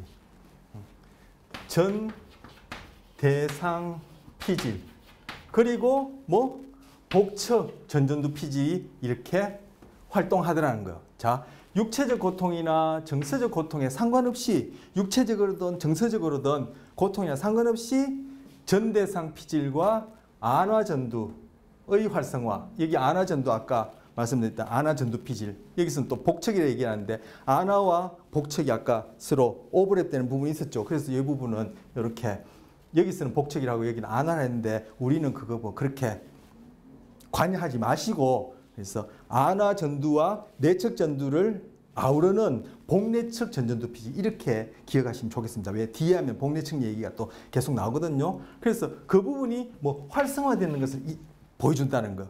그래서 신체가 아플 때 페인 통증도 경험하지만 심리적으로 불편한 그러한 서플링, 헐트를 경험할 때 바로 이 부위 대상 피질 중에서도 앞쪽 이마 쪽에 있는 전대상 피질 그리고 복내측 전전두 피질이 관여하더라. 그러면은 신체적으로 물리적 고통이 있는 것이 아니라 심리적으로 고통이 있더라도 꼭 물리적으로 고통이 있는 때와 마찬가지로 이 두 부위가 활성화되어지더라라는 그런 연구 결과가 있단 말이에요. 자, 이걸 통해서 보니까 자, 이 두 번째부터 가겠습니다. 신체적으로 통증이 있는 사람은 심리적으로 즉 정서적으로 고통에 더 민감해지더라는 거예요. 즉 스트레스를 쉽게 받는 거예요. 그러니까 우리 몸이 아플 때는 스트레스 쉽게 받죠. 내가 몸이 아픈데 더 짜증나기 쉽잖아요. 바로 그 얘기를 하고 심리적으로 스트레스를 겪고 있는 사람은 신체적으로 어떤 고통이 주어졌을 때 건강할 때는 별로 또는 덜 아프던 것이 심리적으로 고통스러울 때, 즉 달리 얘기하면 짜증이 날 때 아니면 스트레스 받을 때는 신체적으로 더 아프더라는 거예요. 그래서 이게 서로가 그죠? 민감화 시킨다는 거예요. 이걸 생물학적 용어는 교차 민감화라 그러거든요. 민감화. 우리 흔히 하는 말로 얘기하자면은 몸이 아플 땐 더 짜증이 나고 짜증이 나면 몸이 더 아프다는 얘기예요. 그렇게 표현할 수 있어요. 그리고 제가 신체적으로 지금 상해를 입어서 아픈 중에 또 다른 신체를 다치게 되면은 이러한 신체가 지금 물리적으로 상처가 없을 때보다 더 아프게 느낀다는 거예요. 민감화된다는 거예요. 이것도 교차 민감화에 해당해요. 이러한 페인과 서플링, 즉 감각적 측면과 심리적 측면이 서로 이렇게 상호작용하고 그렇다면은 심리적으로 사회적 고통도 물론이지만 사회적으로 지지를 해준다면은 위로나 동정 이런 것들을 받는다면은 즉 사회적 지지라고 얘기를 받게 되면은 우리 뭐 심리적으로 그것이 위로가 되어지면서 심리적 고통이 덜해질 수 있어. 그러면은 바로 뇌에서도 심리적 정서적 측면뿐만 아니라 감각적 측면을 담당하는 그 부위의 활성도 떨어지더라는 거예요. 뭐?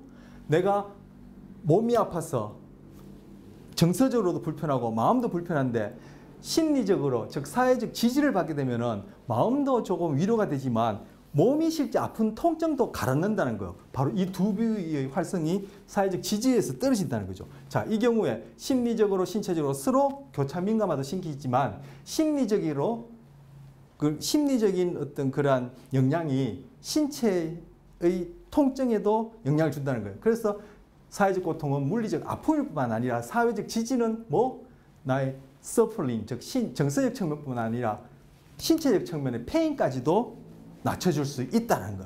자, 이걸 가지고 뒤에 가서 또 다른 얘기를 할 텐데 그 전에 이 타이레놀이라는 내가 참고문을 넣었어요. 이게 뭐냐면 타이레놀은 진통제죠. 해열 진통제죠. 그런데 이 타이레놀은 중추신경계에 작용해요. 이부로펜이라고 들어보셨죠? 이부로펜은 말초에서만 작용하고 타이레놀은 이제 중추신경계에서 작용하는데 타이레놀을 먹게 되면은 사회적 고통에 대해서 둔하게 돼요.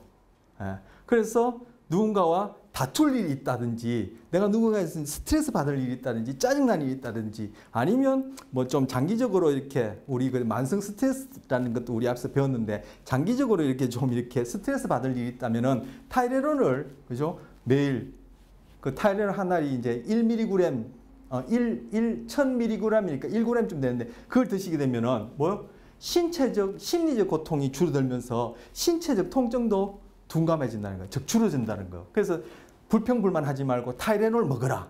즉 타이레놀 먹으면은 스트레스를 덜 받는다. 이렇게 얘기를 할 수 있어요. 그런데 마침 이것과 관련해서 요 몇 주 전에 신문 기사가 난 것이 있는데 요걸 한번 읽어보겠습니다. 근데 좀 타이레놀 먹으면은 신체적으로 정서적으로 어떤 힘듦, 괴로움이 경감되어져서 내가 덜 힘들 수도 있지만 타이레놀 먹게 되면은 또한 반면에 기쁜 일이 있더라도 쾌감이 있더라도 소위 행복한 그런 경험이 있더라도 그게 대해서는 둔감해질 수 있어요. 그러니까 양자가 다 둔감해지는 것이죠.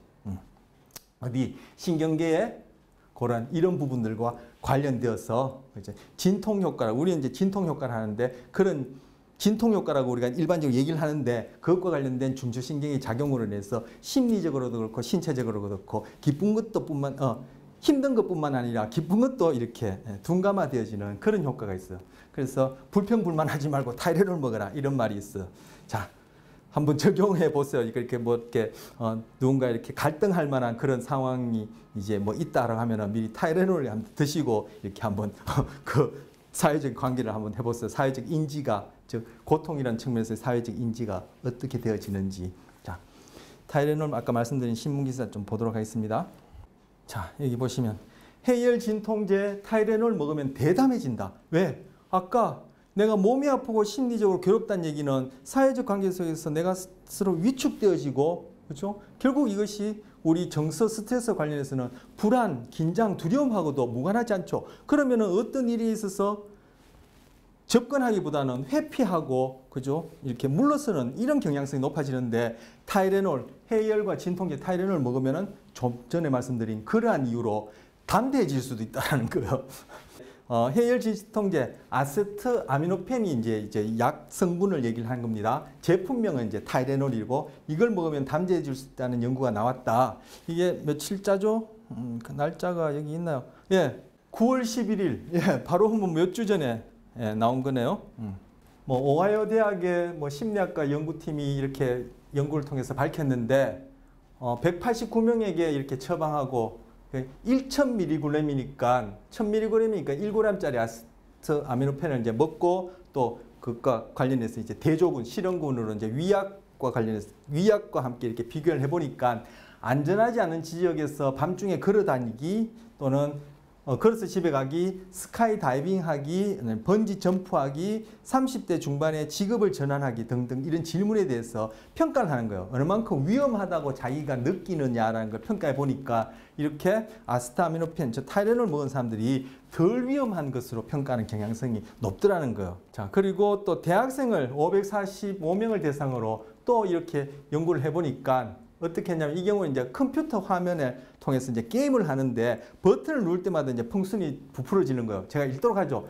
이 실험에서는 컴퓨터 화면에 나타나는 풍선을 버튼 한번 누를 때마다 부풀어 오르게 하는 게임을 하게 했다. 버튼을 누를 때마다 가상화폐를 각자 은행 계좌로 넣어 주었다. 풍선이 터질 것 같으면 언제든지 버튼 누르는 것을 중지해도 된다. 우리 이런 뭐 게임들도 있죠. 이거 뭐 폭탄 돌리기라 합니까? 뭐 그런 게임도 있는데 그거와 마찬가지라 보여지는데, 그러나 풍선이 터지면 그동안 번 돈은 반납해야 된다. 실험 내용 아시겠죠? 자, 이런 때 아세트아미노펜, 타이레놀 먹은 그룹과 먹지 않은 그룹을 비교해 보는 거예요. 그 결과는 아세트아미노펜을 먹은 그룹이 위약을 먹은 그룹보다 버튼을 누르는 횟수가 더 많고, 그 때문에 풍선이 터지는 경우도 잦은 것으로 나타났다. 더 위험한 행동, 챌린지한 행동을 하는 경향성이 높다는 거예요. 이처럼 타이레놀을 먹으면 위험한 행동에 대한 부정적인 느낌과 두려운 마음이 줄어드는 것 같다고 연구팀은 설명했다. 앞서 봤던 그 내용이죠. 그죠? 자, 미국 인구의 25%가 매주 타이레놀을 복용한다. 이 사실 생각하면 이 해열 진통제가 가져다 줄 수 있는 위험 감지 능력 저하가 뭐 사회적으로, 사회 인지에서도 사회적인 관계 속에서 판단과 행동에도 영향을 미칠 수 있다는 것을 알 수 있고, 그리고 또 이러한 효과는 실생활에도 여러 형태로 나타나는데, 바로 신종 코로나 바이러스의 증상인 발열과 근육통이 나타날 때 타이레놀을, 그죠? 매일매일 꾸준히 복용하게 되면 집 밖으로 나가 사람들을 만나는 것을 위험하다고 생각하지 않을 수도 있다라고 이 사람들은 그렇게 해석해 본 거예요. 이것이 어디 발표됐냐면은 사회인지, 우리 지금 하고 있는 거울 유런과에 대해서 사회인지, 그리고 이것이 정서하고 무관하지 않거든요. 우리 앞선 시간에 정서 스트레스 얘기했고 오늘 거울 유런 얘기하는데 이거 다 이어지는 내용이에요. 결국 겨울 룰을 매개해서 내가 부지불식간에 모방 공감하는 것이, 그죠? 사고일 경우도 있지만 정서일 경우는 바로 우리 앞서 본 정서와 스트레스 그 내용과 합치되어지는 얘기고,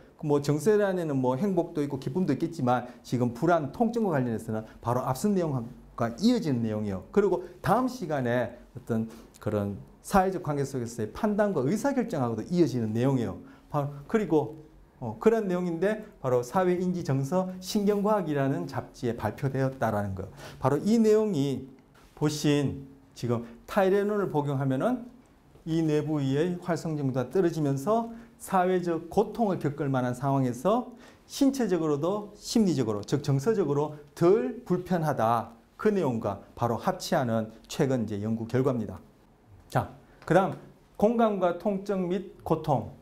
자, 이제까지 공감 얘기했고 좀 전에 이제 통증, 고통 이제까지 얘기한 건데 또 다른 측면으로 이제는 그러한 통증, 고통이 아까 사회적 지지에 의해서 신체적으로, 정서적으로 이것이 완화되어질 수 있다. 즉, 덜 불편할 수 있다. 덜 아파질 수 있다고 했는데 그것과 관련해서 이제 소개하려고 하는 겁니다. 그 전에 페인, 우리는 아까 서플링, 정서적 측면에서 서플링, 허처도 봤지만 먼저 신체적인 통증, 페인과 관련해서 좀 살펴보고 결국 폐인이 일어나면 신체적으로 즉 감각적으로 또는 물리적으로 고통이 있으면 폐인이 있으면 당연히 심리적으로 정서적으로 서플링 헐트는 있을 수밖에 없죠. 근데 여기서 이제 폐인이라는 이름으로 동영상 또 하나 보시고 뒷내용 하도록 하겠습니다. 왜냐하면 뒤에 내용과 이것들이 또 이어지는 내용이라 제가 저것도 좀 한번 보는 게 도움이 될 것 같아서 보려고 합니다.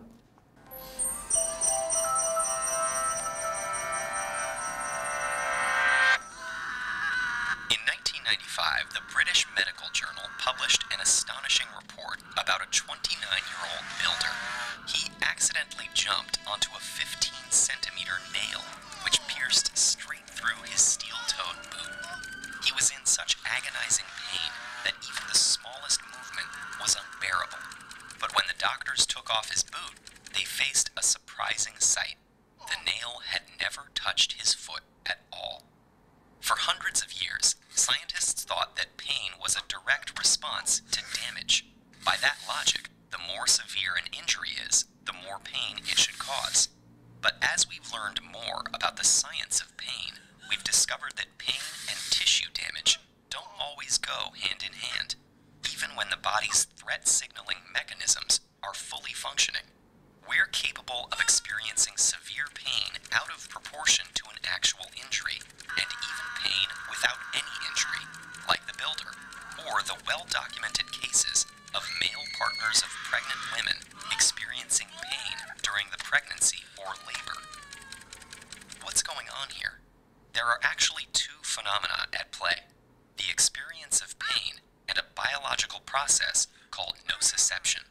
Nociception is part of the nervous system's protective response to harmful or potentially harmful stimuli. Sensors in specialized nerve endings detect mechanical, thermal, and chemical threats. If enough sensors are activated, electrical signals shoot up the nerve to the spine and onto the brain. The brain weighs the importance of these signals and produces pain if it decides the body needs protection. Typically, pain helps the body avoid further injury or damage, but there are a whole set of factors besides nociception that can influence the experience of pain and make pain less useful. First, there are biological factors that amplify nociceptive signals to the brain. If nerve fibers are activated repeatedly, the brain may decide they need to be more sensitive to adequately protect the body from threats. More stress sensors can be added to nerve fibers until they become so sensitive that even light touches to the skin spark intense electrical signals. In other cases, nerves adapt to send signals more efficiently, amplifying the message. These forms of amplification are most common in people experiencing chronic pain, which is defined as pain lasting more than 3 months. When the nervous system is nudged into an ongoing state of high alert, pain can outlast physical injury. This creates a vicious cycle in which the longer pain persists, the more difficult it becomes to reverse. Psychological factors clearly play a role in pain too, potentially by influencing nociception and by influencing the brain directly. A person's emotional state, memories, beliefs about pain, and expectations about treatment can all influence how much pain they experience. In one study, children who reported believing that they had no control over pain actually experienced more intense pain than those who believed they had some control. Features of the environment matter too. In one experiment, volunteers with a cold rod placed on the back of their hand reported feeling more pain when they were shown a red light than a blue one, even though the rod was the same temperature each time. Finally, social factors like the availability of family support can affect perception of pain. All of this means that a multi-pronged approach to pain treatment that includes pain specialists, physical therapists, clinical psychologists, nurses, and other healthcare professionals is often most effective. We're only beginning to uncover the mechanisms behind the experience of pain, but there are some promising areas of research. Until recently, we thought that glial cells surrounding neurons were just support structures, but now we know they have a huge role in influencing nociception. Studies have shown that disabling certain brain circuits in the amygdala can eliminate pain in rats, and genetic testing in people with rare disorders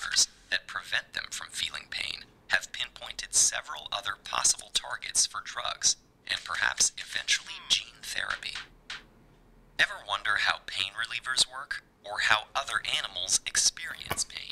네, 저희가 배웠던 그죠? 신경교세포, 아교세포 얘기도 나오고, 그리고 앞서 제가 말씀드린 편도체 얘기도 나오죠. 편도체가 없게 되면은 아예 뭐 고통, 통증도 경험하지 못한다. 뭐 신체적으로는 페인이 있을지언정, 그 정서적으로는 아까 앞선 슬라이드 보셨지만 정서적으로는 전혀 불편하지 않은, 그것이 바로 우리 앞선 시간에 봤던 정서 스트레스에 있어서 특히 공포, 불안, 스트레스에서는 편도체가 핵심된 부위다. 그 내용하고 이어지는 내용이고, 또 사회적 지지에 관한 얘기도 나왔었어요. 그래서 신경계가 어떠한 상태냐가 우리 신체적으로, 감각적으로, 달리 물리적으로 주어지는 어떤 통증에 대한 그 평가가 이제 달라진다는 얘기고, 서로 상호작용한다는 얘기는 앞선 슬라이드에서 제가 또 말씀드렸었어요. 그리고 동영상 첫 장면에 보시면, 그죠? 고통, 그것은 페인이라 얘기했어요. 페인, 통증, 페인은 뭐 거기에 마음을 쓸수록 더 고통스럽다라는 이러한 뉘앙스가 들어있는 그러한 문장도 하나 있었어. 그 결국은 그런 우리 신경계, 특히 이제 뇌의 어떤 상태라는 것이 우리 이제 신체적으로 주어지는 그런 정보에 대한 어떤 평가에 있어서 그렇게 달리 할 수 있다. 서로 상호작용한다. 그래서 신체가 아프면 당연히 뇌의 활동도 달라지고, 그로 인해서 우리가 소위 심리적으로 경험할 때 고통스럽다 경험하지만 뇌의 상태가 어떠냐가 그것이 신체의 고통에 더 민감하게 할 수도 있고 둔감하게 할 수도 있다. 즉 덜 아프게 느끼게 할 수 있다. 바로 그런 뇌의 상태를 변화시켜 주는 것이 약물도 있고, 또 뭐 환경상에 아까 뭐 파란 불빛, 빨간 불빛에 따라 느끼는 것이 다르다 했는데, 그런 환경상의 자극도 있고 사회적인 요소로서 지지도 있다. 이렇게 얘기를 할 수 있고, 바로 그러한 사회적인 관계 안에서 지지해주고 하는 그것들에 바로 거울 유런이라는 것이 이제 토대가 되어진다, 또는 관여한다, 공감이라는 이름으로. 그래서 내가 아플 때는 다른 사람이 그죠 웃고 떠들고 하는 그런 모습을 보면 내가 좀 심리적으로 그래도 좀 위안이 되면은 몸도 좀 덜 아픈 것 같은데, 아픈데 아픈 사람들, 끙끙 앓는 사람들을 이렇게 쳐다보고 있으면은 나도 아픈 것처럼, 거울 유런이 아까 부지불식간에 모방 공감을 일으키게 한다고 했는데, 바로 나도 실제 몸이 아픈 것처럼 그렇게 느끼고 나도 모르는 사이에 모방이 일어나면서 내 신체적으로, 심리적으로 더 아플 수 있단 말이야. 그래서 병원에 가서 병을 낫는다고 하고 낫는 경우도 있지만, 어떤 경우는 병원에 가서 병을 더 얻기도 해요. 금방 말씀드린 대로 내가 아픈데 가서는 밝게 웃고 떠들고 즐거워하는 그 모습이 아니라 나와 비슷하게 아파하는 사람들이 이렇게 보고 있으니까 거울유를 토대로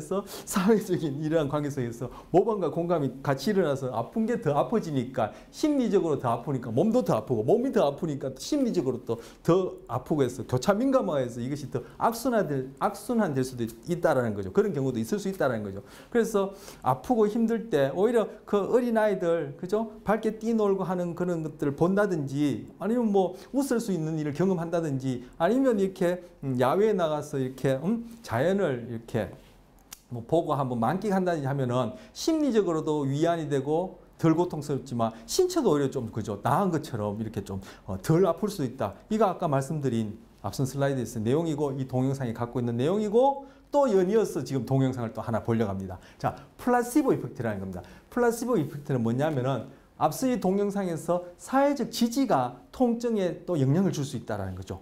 예.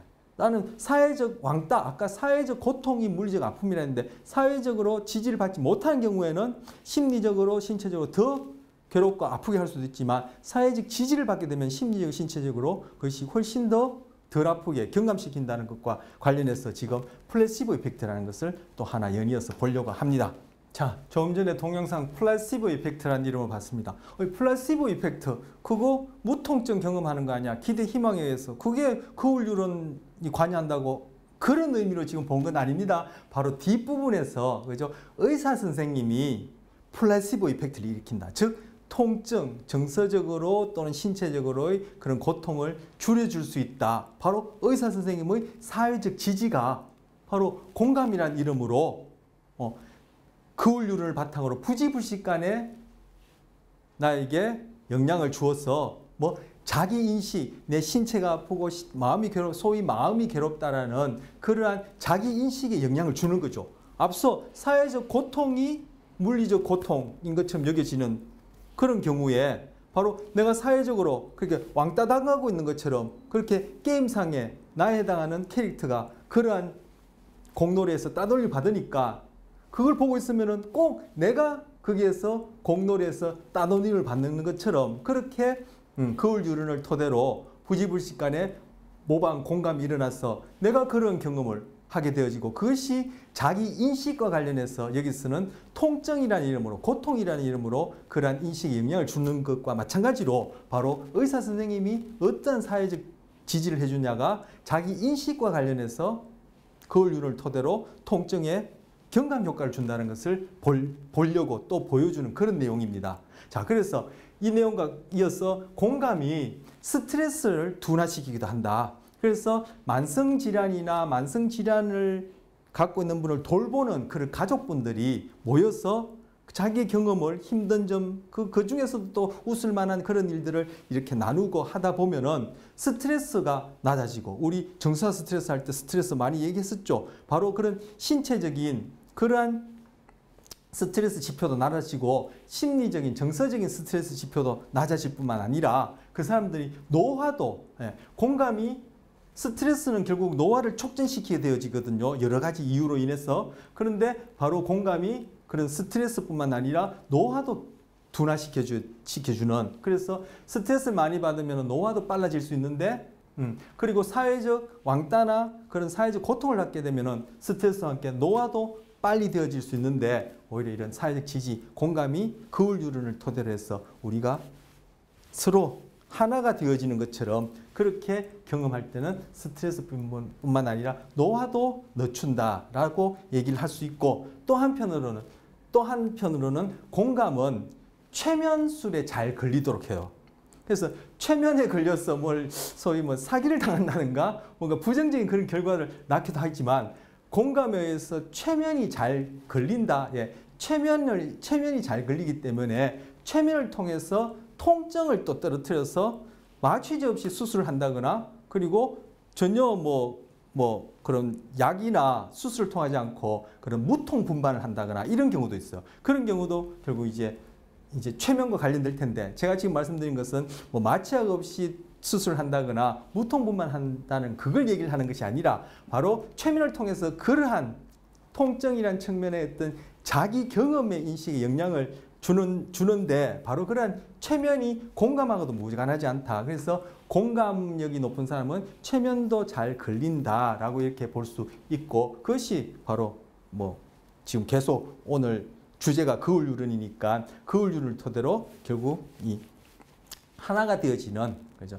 최면을 거는 사람, 어쨌든 최면자와 나 사이에 하나가 되어지는 이런 측면에서 이제 얘기할 수 있다라고 이제 생각해 볼 수 있습니다. 물론 이때 최면이라는 것은 우리가 이렇게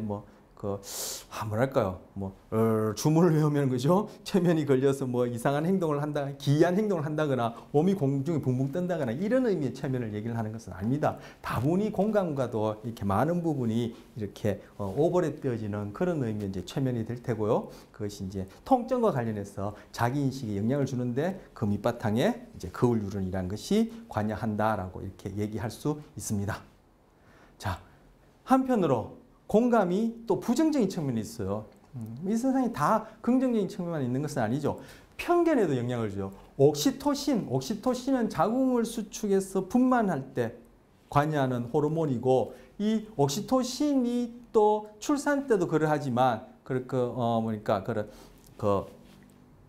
친밀감, 유대감, 그죠? 그리고 또 성행위 시에 그런 파트너 간의 어떤 그런 정서적인 결합, 이런 데도 영향을 주는 그런 호르몬들이에요. 그래서 옥시토신을 이렇게 코에 뿌리는 옥시토신이 실제 시중에 팔아요. 우리 국내에 파는지 모르겠지만, 이 옥시토신을 뿌리게 되면은 상대방에 대한 신뢰감이 높아지고, 물론 그런 경우에는 모르는 사람이 아니라 익히 아는 사람에 대해서 신뢰감이 더 높아지는 이런 효과가 있는데, 신뢰감이 높아지고 친밀감, 유대감 이런 데 영향을 줘서 소위 옥시토신을 신뢰의 물질 또는 행복 물질, 도덕 물질 이렇게 불러요.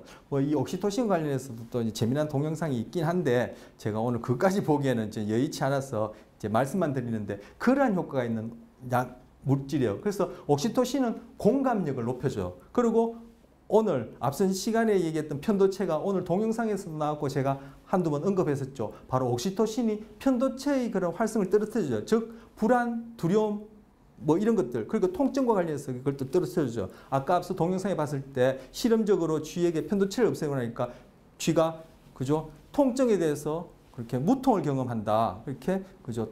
고통스러워하지 않는다는 것을 동영상에 보셨죠. 그것처럼 옥시토신이 노출되어지면 뭐 코에 뿌리면 옥시토신 당장이 작용하거든요. 그리고 우리 몸에서도 분비되어지고 이 공기 중에 뿌려놓으면 이제 우리한테 작용하는데 옥시토신이 편도체의 활성도 떨어뜨려져요. 그래서 결국 이것이 사회적 어떤 유대 공감에 이렇게 관여한다고 여겨지는데 아까 말씀드린 대로 친한 사람을 옥시토신이 분비되거나 옥시토신이 노출되면은 이미 친밀한 사람들에 대해서는 더 친밀함을 경험하는 또는 그러한 행동을 하는 반면에 낯선 사람에 대해서는 더 배척하는 편견이 심해진다는 것. 결국 공감, 나와 너는 같이 하나다, 우리는 우리 편이다, 같은 편이다라는 이런 유대감, 공감이 많다는 얘기는, 그것이 강하다는 얘기는 결국 다른 사람과 더 많이 구별한다는 얘기가 되거든요. 이 얘기가 결국. 그래서 옥시토신이 편견을 또 이렇게 증폭시키기도 한다라고요. 그래서 바로 공감이 앞서 봤던 그러한 사회적 지지가 낳는 여러 긍정적인 측면도 있지만 한편은 또 공감이 이렇게 편견이라는 부정적인 측면도 난다는 얘기예요. 그래서 우리 편, 소위 우리끼리는 거울류를 토대로 공감에 의해서 그죠? 우리는 하나다. 너와 나의 구별이 없는 만큼 이렇게 서로 이렇게 유대감을 느낄 수 있지만 한편은 그에 대한 대가로 더욱더 우리와 다른 사람들은 더 구별하게 되어지고 편견을 낳기도 한다는 것.